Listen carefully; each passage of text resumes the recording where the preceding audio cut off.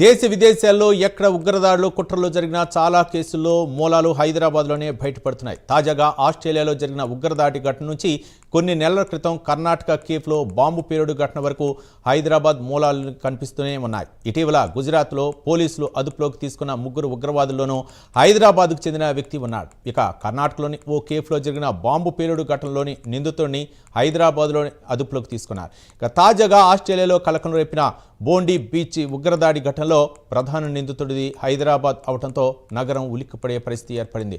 నిందితుడు సాజిద్ అక్రమ్ స్వస్థలం హైదరాబాద్లోని టొలీ చౌక్ అని అధికారులు గుర్తించారు. దీంతో హైదరాబాద్ పేరు మరోసారి దేశవ్యాప్తంగా చర్చనీయాంశంగా మారింది.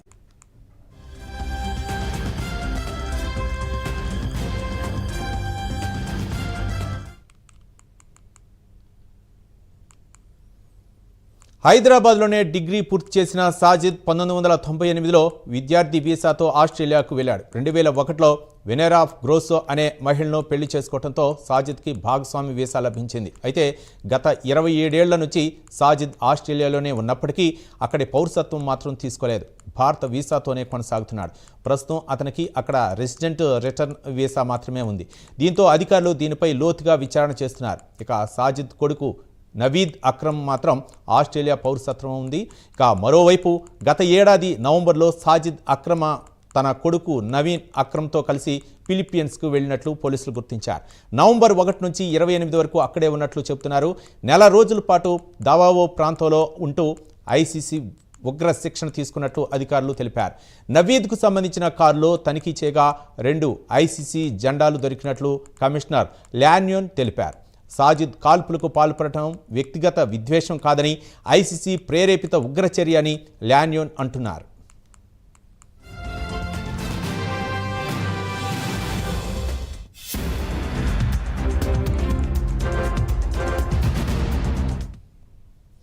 ఇక సాజిద్ అక్రమ్ హైదరాబాద్కు చెందినవాడని తెలియడంతో నగర పోలీసులు కూడా అప్రమత్తమయ్యారు. సాజిద్కు సంబంధించి ఎంక్వైరీ చేశారు. సాజిద్ తండ్రి యుఏఈ సైన్యంలో పనిచేసి పదవీ విరమణ పొందినట్లు పోలీసులు చెబుతున్నారు.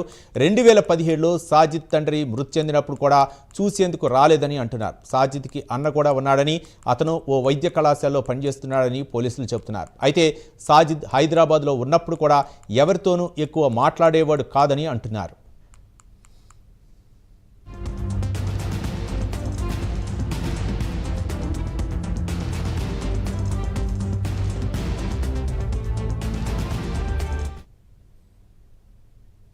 పంతొమ్మిది 1998లో భారత్ నుంచి ఆస్ట్రేలియాకు వెళ్లే సమయంలో సాజిద్కు నేర చరిత్ర లేదని పోలీసులు చెబుతున్నారు. సాజిద్ ఆస్ట్రేలియా వెళ్ళినప్పటి నుంచి 27 ఏళ్లలో 6 సార్లు హైదరాబాద్కు వచ్చాడు. అది కూడా ఆస్తి పంపకాల విషయంలో. అలాగే తల్లిదండ్రులను కలుసుకోవడానికి మాత్రమే వచ్చాడు. అయితే ఒక్కసారి కూడా భార్య కొడుకులను ఎప్పుడూ హైదరాబాద్కు తీసుకురాలేదు. మరోవైపు కుటుంబ సభ్యులు సాజిద్ ఈ ఘటనకు పాల్పడటంపై ఆవేదన వ్యక్తం చేస్తున్నారు. సాజిద్ నవీద్లు ఉగ్రవాదం వైపు మళ్లినట్లు తమకు తెలియదని చెబుతున్నారు. దర్యాప్తుకు పోలీసులకు సహకరిస్తామంటున్నారు.